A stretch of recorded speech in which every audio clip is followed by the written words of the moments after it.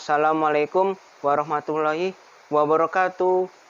Perkenalkan, nama saya adalah Muhammad Wisnu Maulana Dear Sanjaya Putra Samudra. Nama panggilan saya adalah Wisnu. NIM saya adalah 1713126 dan saya merupakan mahasiswa manajemen dari Fakultas Ekonomi Bisnis Universitas Lambung Mangkurat. Pada kesempatan kali ini, saya ingin mempresentasikan presentasi saya, yaitu dengan judul Nonverbal Communication. Jadi, kalian bisa memperhatikan video saya yang telah saya buat. Silakan ditonton dan disimak. Baik, pada kesempatan kali ini kita akan membahas mengenai nonverbal communication. Apa itu komunikasi nonverbal? Komunikasi nonverbal adalah komunikasi yang menggunakan isyarat bukan kata-kata. Menurut Larry A. Samovar dan Richard E. Porter, komunikasi nonverbal mencakup semua rangsangan kecuali rangsangan verbal dalam suatu setting komunikasi yang dihasilkan oleh individu dan penggunaan lingkungan oleh individu yang mempunyai nilai pesan potensial bagi mengirim atau penerima.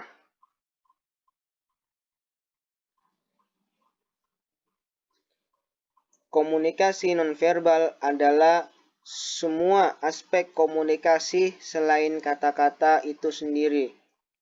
Komunikasi nonverbal mencakup bagaimana kita mengutarakan kata-kata, misalnya perubahan nada, volume, fitur-fitur lingkungan yang memengaruhi interaksi, misalnya temperatur cahaya, dan objek yang memengaruhi citra personal dan pola interaksi, misalnya pakaian, perhiasan, perabotan.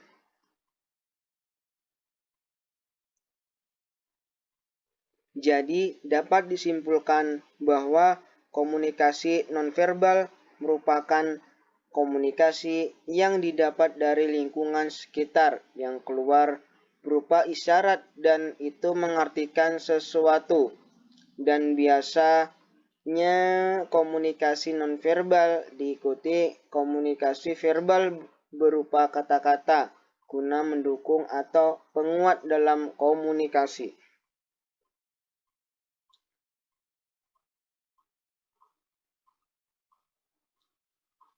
Kemudian jenis-jenis pesan nonverbal. Yang pertama adalah paralanguage atau vokalik. Salah satu bagian dari paralanguage adalah vokalis, pesan-pesan auditori yang diciptakan dalam proses bicara atau cara berbicara. Bagaimana nada bicara, nada suara, keras atau lemahnya suara, kecepatan berbicara, dan intonasi. Sebelum anak-anak mengembangkan kemampuan berbahasa mereka, pola nada dalam bahasa merupakan hal familiar yang mereka tangkap. Dalam terapi bicara, anak-anak autis diajarkan mengenali kata-kata dengan menggunakan nada suara, intonasi, dan penekanan yang jelas, sehingga mereka dapat menangkap makna dari pentingnya kata-kata yang digunakan.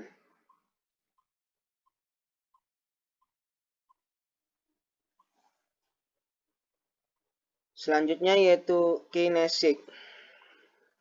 Mencakup gerakan tubuh, lengan dan kaki, ekspresi wajah atau facial expression, dan perilaku mata atau eye behavior. Ketika kita berkomunikasi dengan orang lain, ekspresi wajah kita akan selalu berubah tanpa melihat apakah kita sedang berbicara atau mendengarkan. Orang-orang yang terlibat dalam tindak komunikasi sering menggerakkan kepala dan tangannya selama interaksi berlangsung. Mata juga merupakan saluran komunikasi nonverbal yang penting. tidak hanya selama interaksi, tetapi juga sebelum dan sesudah interaksi berakhir, dengan memelihara kontak mata dan tersenyum. Orang-orang yang terlihat mengindikasikan bahwa mereka tertarik dengan persoalan yang sedang diperbincangkan.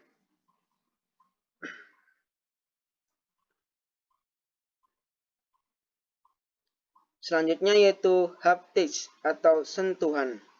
Haptics atau sentuhan atau kontak tubuh dikatakan oleh Emmer dan Donaghy sebagai cara terbaik untuk mengomunikasikan sikap pribadi, baik yang positif maupun yang negatif.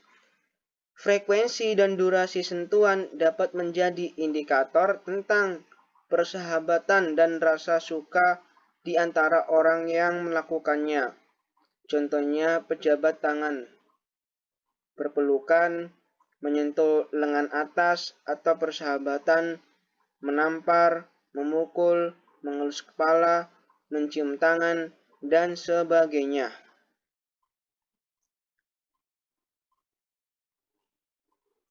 Selanjutnya yaitu proxemics atau jarak, yaitu suatu cara bagaimana orang-orang yang terlibat dalam suatu tindak komunikasi berusaha untuk merasakan dan menggunakan ruang atau space.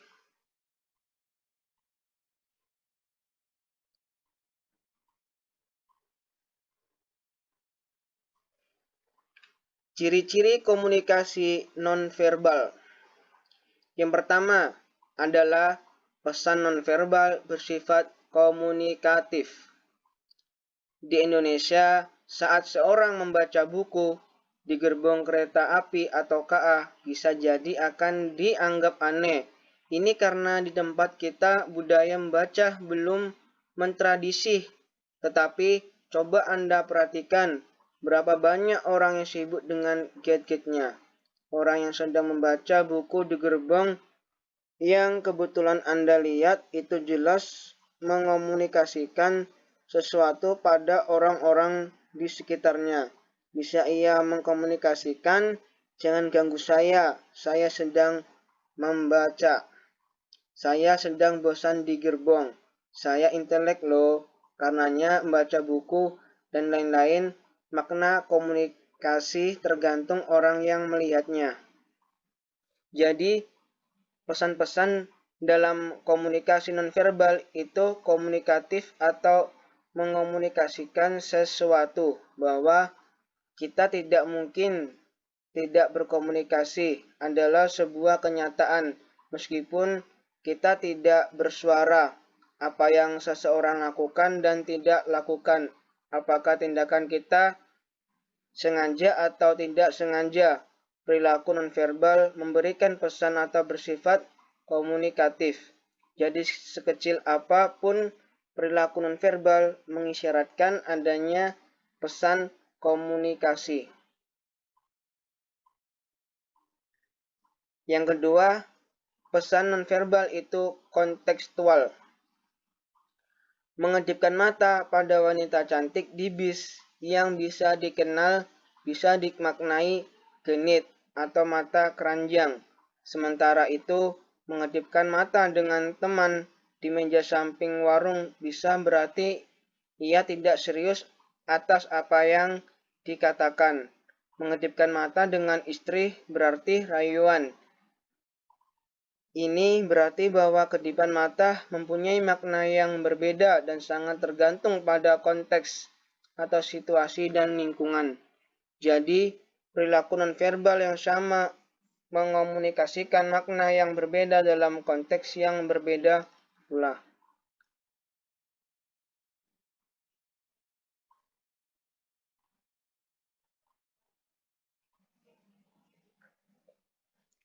Yang ketiga adalah pesan nonverbal itu sebuah paket. Coba Anda perhatikan ketika seorang motivator berbicara di depan publik, seluruh tubuhnya, mata, tangan, kaki, posisi tubuh, Semua bergerak bersama-sama seolah kompak. Bahkan gerakan tubuh di atas juga bersesuaian dengan apa yang dikatakannya. Saat pembicara itu mengatakan, "Apakah Anda siap berubah?" Tatapan mata, gerak tangan, dan kecondongan tubuhnya seolah seratih dan seirama. Contoh di atas mengungkapkan bahwa pesan nonverbal itu berada dalam satu paket. Semua anggota tubuh bersama-sama mengomunikasikan makna tertentu. Sebenarnya, komunikasi nonverbal juga bisa satu paket dengan komunikasi verbal, tetapi bisa jadi bermakna berbeda yang diucap. Yang keempat adalah pesan nonverbal dapat dipercaya. Sebagai sebuah paket, verbal dan nonverbal tentu akan bergerak bersama, serasi dan seirama. Seandainya seseorang itu sedang sedih, maka seluruh anggota badannya yang bisa mengekspresikan kesedihan ikut mendukung bahasa verbalnya itu. Bahasa nonverbal sering tidak bisa bohong dalam mengungkapkan sebuah makna.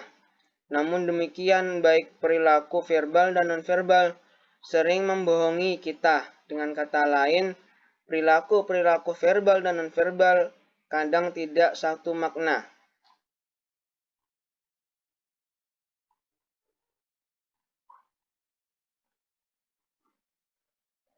Yang kelima adalah pesan nonverbal dikendalikan oleh aturan.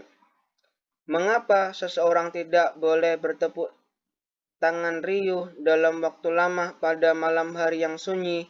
Mengapa kumpulan beberapa orang diperbolehkan tepuk tangan bahkan secara otomatis saat anggota timnya diumumkan meraih prestasi terbaik? Jika sebaliknya yang dilakukan, maka Anda akan dianggap aneh oleh orang-orang di sekitar. Malam harus tepuk tangan, sementara dalam kelompok itu justru tangan Anda diam. MC Lohin pada tahun 1984 pernah mengatakan bahwa itu semua terjadi karena komunikasi nonverbal dikendalikan oleh aturan tertentu.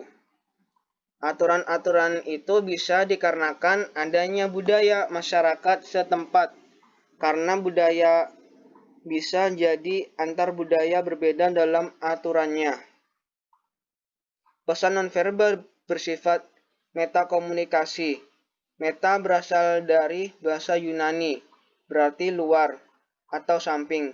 Jika digabungkan dengan komunikasi berarti di samping komunikasi, juga bisa berarti tentang komunikasi.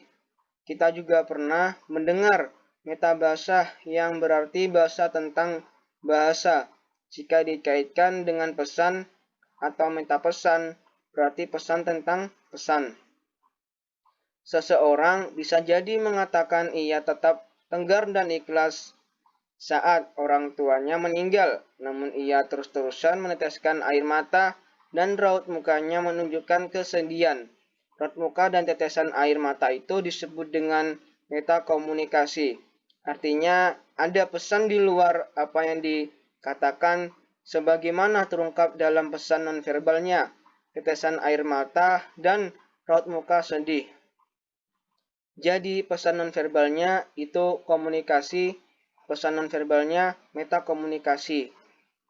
Metakomunikasi ini akan terungkap jelas jika antara pesan verbal dengan nonverbalnya berbeda makna.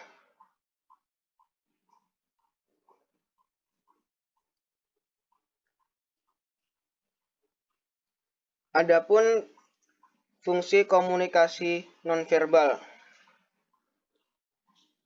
yaitu yang pertama adalah menekankan. Maksudnya ada seorang yang ketika marah sambil memukul meja. Bisa juga saat marah menunjuk-nunjuk muka seseorang dengan jari. Ada juga yang mengepalkan tangan saat memotivasi orang lain.